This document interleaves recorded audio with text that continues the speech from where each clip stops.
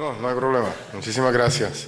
Bueno, es un placer estar de vuelta a presentar un área alta de interés en nuestra práctica hoy en día. Yo sé que la experiencia en Sudamérica es muy poca con el uso de dispositivos mecánicos, pero quiero darles una idea de que no solo el uso de los dispositivos y a qué tipo de paciente puede mejorar, pero también expandir un poco más en el cuidado después de poner uno de estos dispositivos hoy.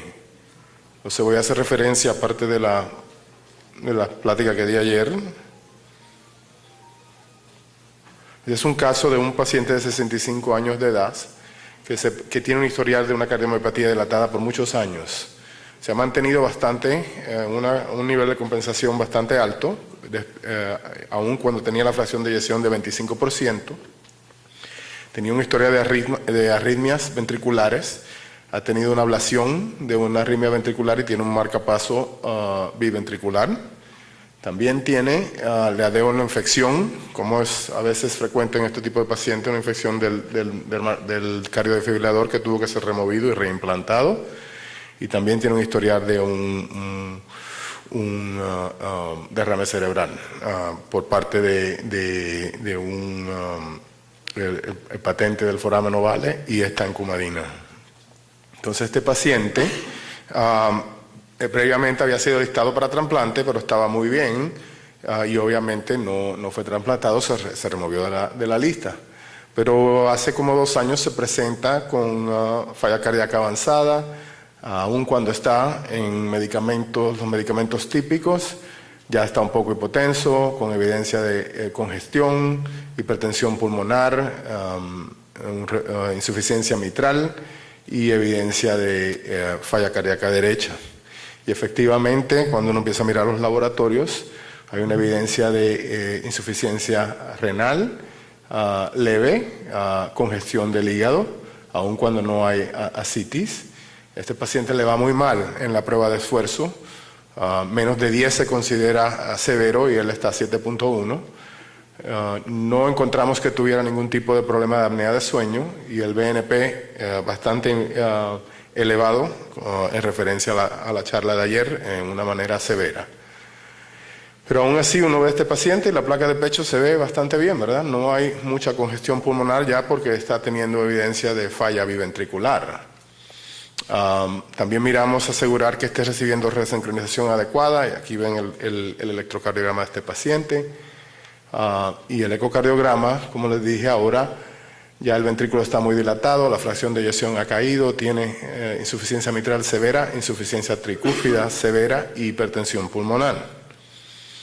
Entonces, en el pensamiento de qué hacemos, discutimos obviamente las varias opciones, como dijimos ayer. Paliativo, considerar trasplante o está muy enfermo para trasplante, y obviamente hoy en día expandiendo el uso de dispositivos mecánicos, porque el trasplante no puede suceder en forma muy rápida suficiente para que tenga un buen resultado. Y recordando que este tipo de paciente tiene muy alta mortalidad y muy alta morbilidad. Esta es una de las diapositivas que presenté ayer. Entonces se considera como un puente a trasplante, si es que puede ser evaluado, aunque ya tiene hipertensión pulmonar y como habíamos hablado ayer, ya eso se considera alto riesgo para trasplante o terapia de destino. Y en otros pacientes, como diría, un puente a decisión. Considerarlo como una terapia de destino, pero no descartar la posibilidad de trasplante a otro tiempo. Entonces, ¿qué pensamos nosotros cuando evaluamos pacientes para dispositivos? Identificarlos de edad temprana, porque sabemos que le va mejor cuando el paciente se interviene de una manera temprana. Cuando ya empieza a tener ese cuadro clínico, debe ser referido para evaluación. Entender que ese paciente puede esperar 1 o 2 años en lo que conseguimos un donante y que hay que educar al paciente de lo que conlleva vivir, como ya voy a explicar más adelante, con uno de estos dispositivos mecánicos, que no simplemente puede decir, vamos a ponerle esto para hacer un trasplante. El paciente tiene que entender qué cambios va a tener en su vida.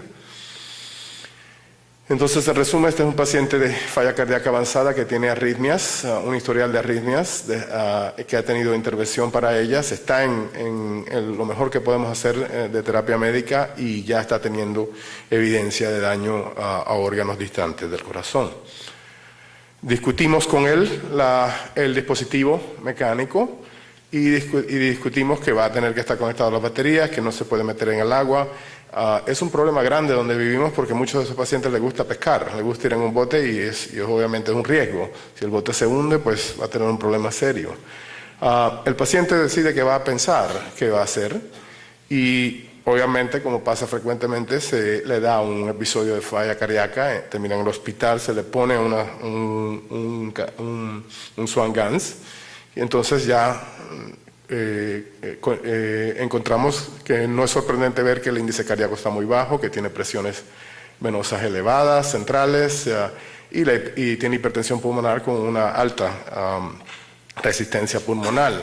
También está teniendo arritmias que se pueden controlar mientras consideramos qué se puede hacer. Entonces aquí ahora consideramos, pues obviamente inotrópicos van a ser muy difíciles en un paciente que está teniendo ya arritmias. Los diuréticos simplemente nos van a sacar de la situación aguda, pero no nos van a ayudar a mantenerlo. Entonces podemos considerar algo como la infusión de BNP o una terapia de vasodilatador pulmonar que con las presiones tan altas que tiene de la presión de cuña no debe ser muy apropiado. Y usamos frecuentemente la bomba de contrapulsación para ayudar a estabilizar al paciente. También podemos darle la perspectiva al paciente de cuál es su mortalidad. Es muy importante que el paciente entienda que la mortalidad va a ser alta. Entonces utilizamos frecuentemente el Heart Failure Survival Score, que ha sido bien validado. Aquí tienen las diferentes cosas que tienen que añadir los números y calcula un riesgo. Un paciente que tiene menos de 7 es un riesgo alto. Comparamos eso entonces con el riesgo del paciente en cuanto al implantado, y esta es otra laminilla que presenté ayer. Utilizamos frecuentemente el Leeds-Miller Score y entonces ahí ponemos todos los datos del paciente y calculamos para él cuál es su pronóstico en cuanto cuando implantamos. Entonces este paciente cuando se presenta está en la clasificación 4, aunque ahora pues ya está recibiendo, vamos a considerar la bomba de contrapulsación, que ya lo va a aumentar su estado agudo. Entonces, específicamente para este paciente, se calcula que su Heart Failure Survival Score es de 5.86, que sugiere alta mortalidad, 35% en un año. El Intermax Category, ahora mismo, antes de intervenir, está en 4, que sugiere que es un riesgo perioperatorio bajo, tanto como el Leeds-Miller Score de 6, que sugiere que es una condición donde podemos todavía intervenir y hacer un cambio en la vida del paciente. Aquí están los datos hemodinámicos cuando el paciente se presenta y después de añadir la bomba de contrapulsación. Como pueden ver, aumenta el índice cardíaco, disminuye la presión pulmonar y disminuye la resistencia pulmonar. También ha sido recibiendo diuréticos, bajan las presiones venosas. Y también cuando uno mira los laboratorios, baja el BNP, como ya los había documentado anteriormente, por el bajón de las presiones, pero mejora la función renal, que es comúnmente que se ve, porque es un paciente de alta edad, hay que definir que no tengan un problema renal crónico. Este paciente se evalúa para trasplante y por su edad y su presión pulmonar se considera un paciente de alto riesgo. Y el paciente decide proceder y le ponemos el dispositivo HeartMate 2, que es el más común. Se recupera muy bien, sin complicaciones, y lo reevaluamos 6 meses más tarde y lo listamos para trasplante. Ahora les enseño cómo estaba la hemodinamia. Desafortunadamente continúa teniendo problemas de arritmia y esto es muy común. Inicialmente se pensaba que cuando se ponían los dispositivos mecánicos se eliminaba el problema de arritmia, pero más frecuente un paciente que ha tenido este tipo de historial va a tener mucho más problemas con arritmia, y este paciente recibe relación y muy bien para él. No hace mucho tiempo, hace como 6 meses recibió un trasplante y le ha ido muy bien. La hemodinamia, aquí veo la placa después del implantado, ya ven que el corazón ha disminuido de tamaño. Ahí tienen la bomba implantada y el ecocardiograma demuestra cambios significativos. Específicamente se ve ya que la fracción de eyección ha aumentado, como es común en estos pacientes de cardiomiopatía dilatada, pero más importante, se ha disminuido dramáticamente la insuficiencia mitral y tricúspida y ha bajado la presión pulmonar. Como pueden ver cuando se hace el cateterismo hemodinamio, que es frecuente hacer esto, ese paciente el índice cardíaco está muy alto, la presión pulmonar han bajado suficiente y ahora se puede tratar con trasplante. Y entonces la pregunta frecuente es, bueno, ¿está curado el paciente? ¿No? ¿Se le puede quitar la bomba? ¿Se puede apagar? Desafortunadamente la experiencia con dispositivos mecánicos en este tipo de pacientes sugiere que si se le quita la bomba al año o dos va a estar en situación igual. O sea que lo que le consideran el recovery de estos pacientes no ocurre en manera significativa. 1% muy bajo de pacientes específicos, no pacientes con falla cardíaca crónica. Entonces, en resumen, cuando vemos a estos pacientes hay que hacer una evaluación comprensiva, que es esencialmente una evaluación de trasplante. El paciente tiene que entender que aún con este dispositivo la sobrevivencia es de 80% o un 20% de mortalidad, que es mucho mejor que un 35% de mortalidad, como les enseñé en este caso. Que el uso del Swan-Ganz es esencial para determinar el riesgo perioperatorio y modificar esa data hemodinámica, actuar en los resultados, es muy importante, entendemos nosotros, para que el paciente le vaya bien después de la cirugía. Aquí con el ecocardiograma podemos ver la función diastólica a la parte de la válvula mitral. Medimos la velocidad en la cánula de entrada. Si está muy bajo, entonces no hay poca velocidad. Si lo pones muy alto, ya ve cómo se movió y empieza a subir. Y a la velocidad óptima, el septo está en el medio, disminuye la insuficiencia de la tricuspidea y el flujo es más continuo. Y cuando ven la función diastólica se parece más a una función diastólica normal, el tiempo de aceleración. Entonces esto nos ayuda mayormente de comprimir el ventrículo a una función adecuada. Entonces la otra faceta de del utilizar esto es mirar cómo y cuánta perfusión está recibiendo el paciente. Aquí está la presión interna diastólica, la válvula aórtica, y vamos a mirar en una velocidad baja, la válvula aórtica está viendo porque el ventrículo todavía se está contrayendo.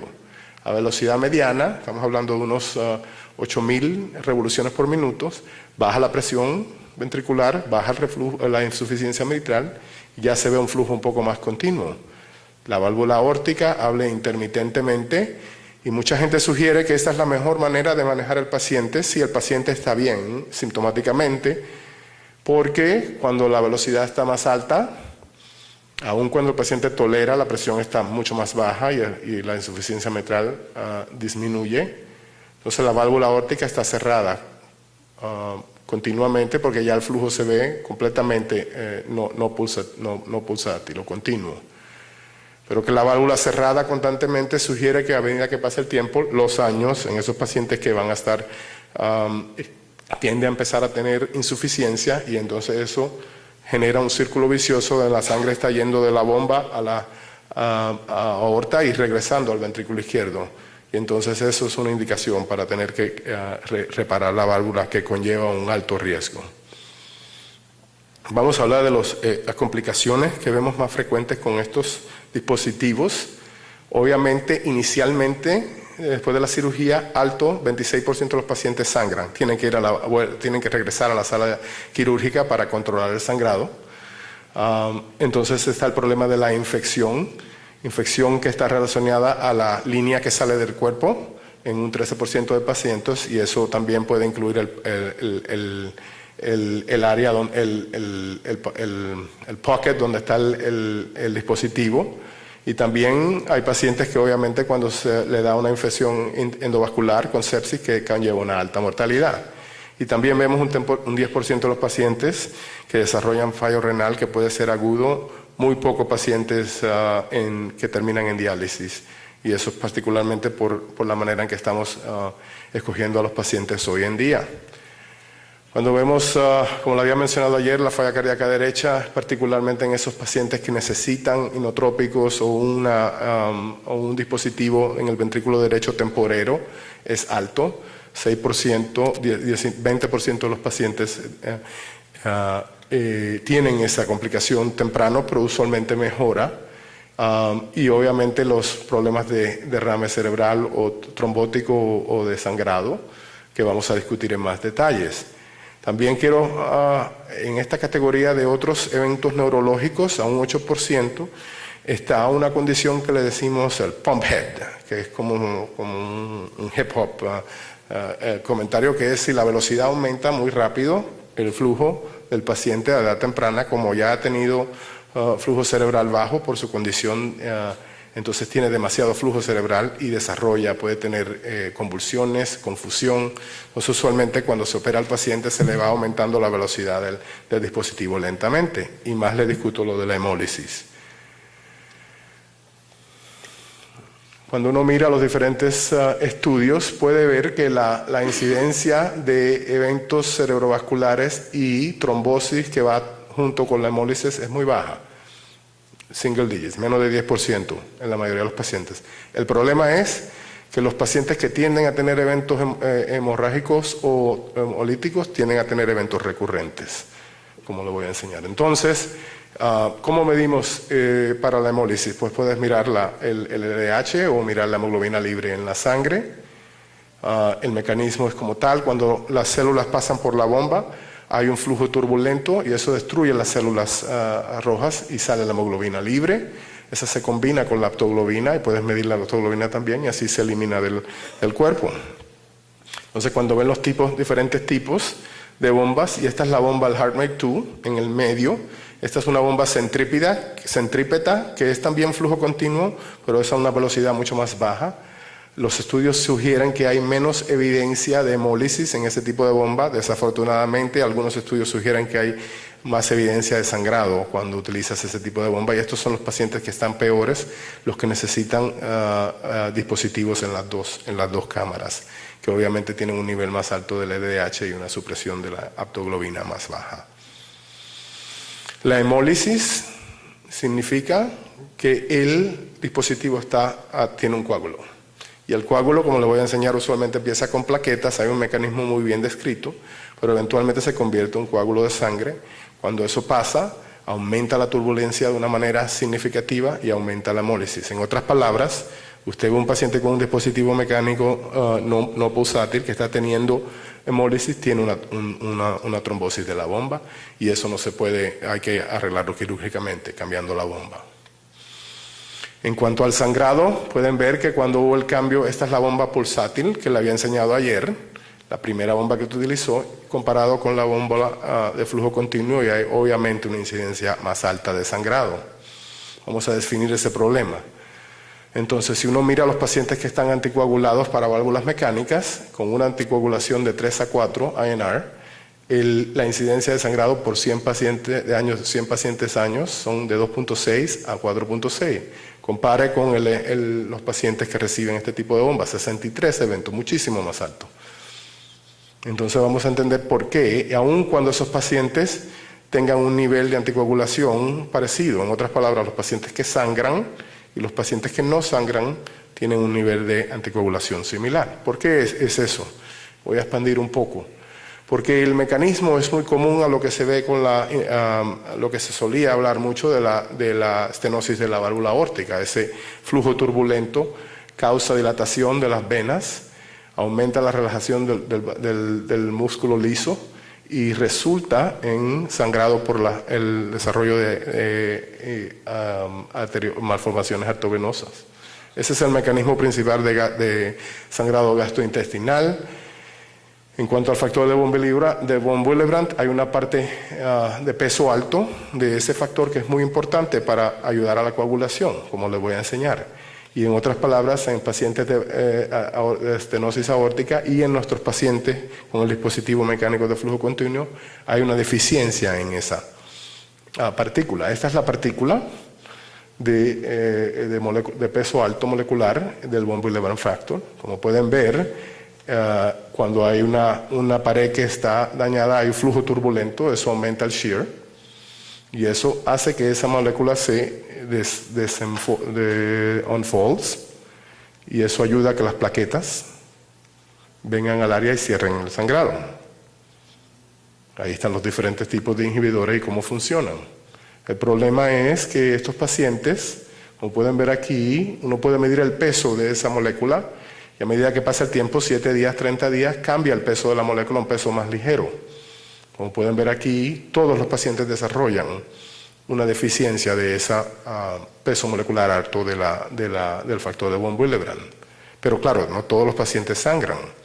Entonces, ¿cómo uno hace las decisiones? Si uno ve a los pacientes, 27% de los pacientes en este estudio particular sangraron, usualmente o de la nariz o del gastrointestinal y algunos eventos intracraneales y por corto tiempo al primer sangrado.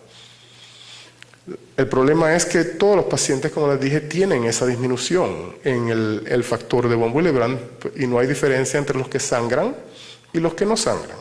Entonces, ¿cómo definimos el problema? Es un problema clínico. El paciente que tiende a sangrar es un paciente que va a necesitar una anticoagulación mucho más baja, que hay que eliminar la aspirina, ¿ok? Y el paciente que no sangra, desafortunadamente es el paciente que tiende a tener eventos trombóticos. Es el paciente que tiene que tener a veces anticoagulación más alta para evitar problemas trombóticos.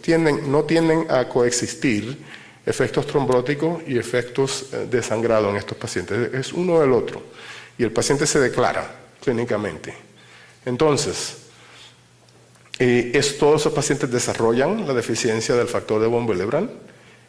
Podemos evaluar la disminución de ese factor, pero no podemos decidir todavía diferenciar quién sangra o no sangra. Y hay que tener más estudios para poder como se decía, individualizar la anticoagulación para estos pacientes. Entonces, para tratar el sangrado gastrointestinal se utiliza a veces el factor de von Willebrand, los antifibrinolíticos y obviamente se trata la lesión. Y uno puede también disminuir la velocidad de la bomba para disminuir ese tipo de daño al factor de von Willebrand. Muchísimas gracias por su atención.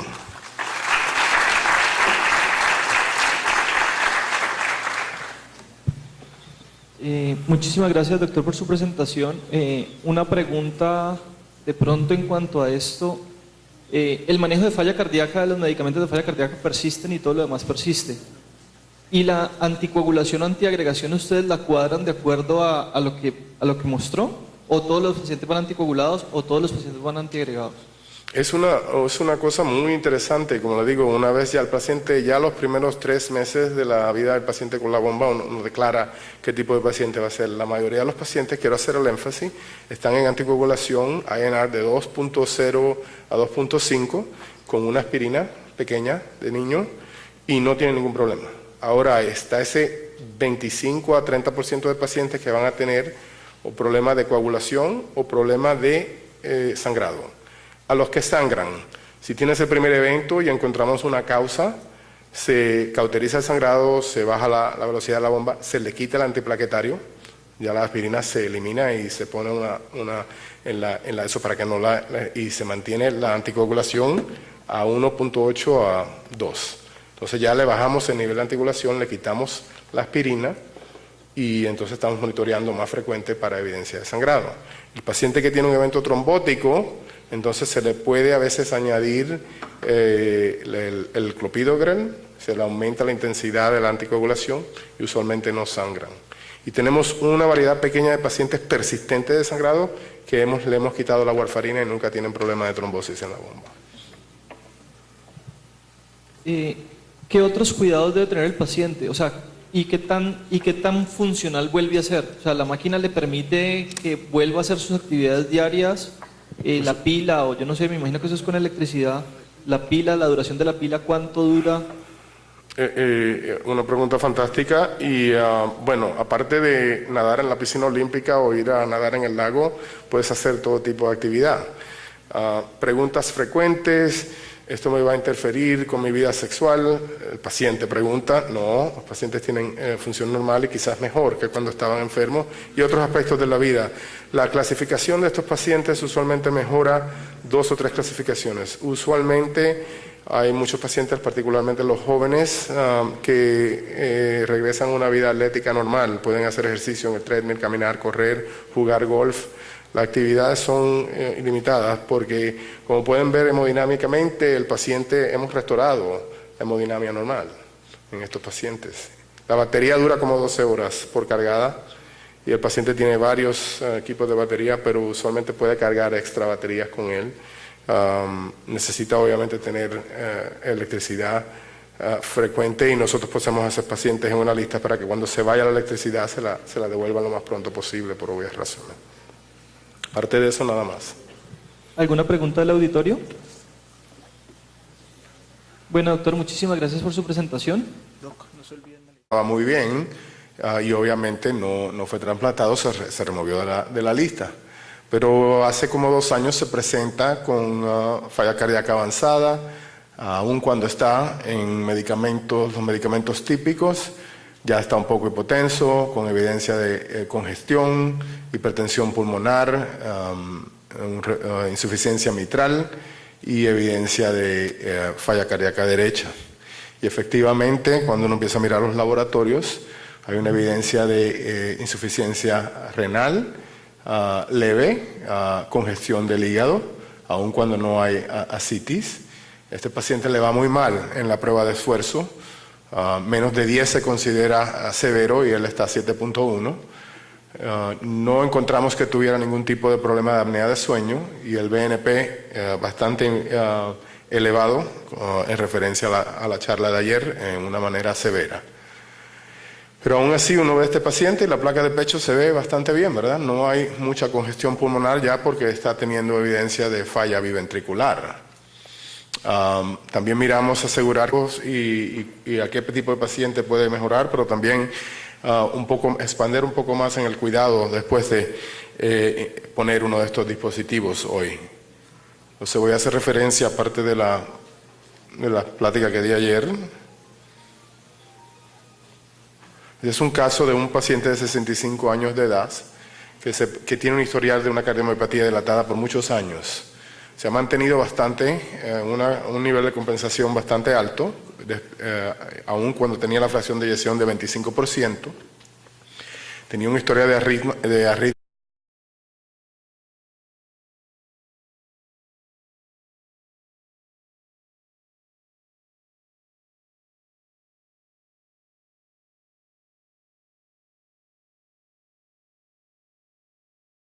No hay problema. Muchísimas gracias.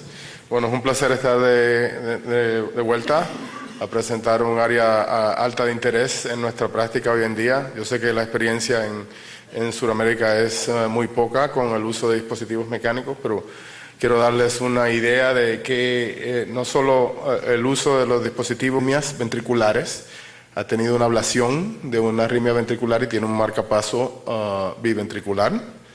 También le adeo una infección, como es a veces frecuente en este tipo de pacientes, una infección del cardiodefibrilador que tuvo que ser removido y reimplantado. Y también tiene un historial de un derrame cerebral por parte de un patente del foramen ovale y estancumadina. Entonces este paciente previamente había sido listado para trasplante, pero está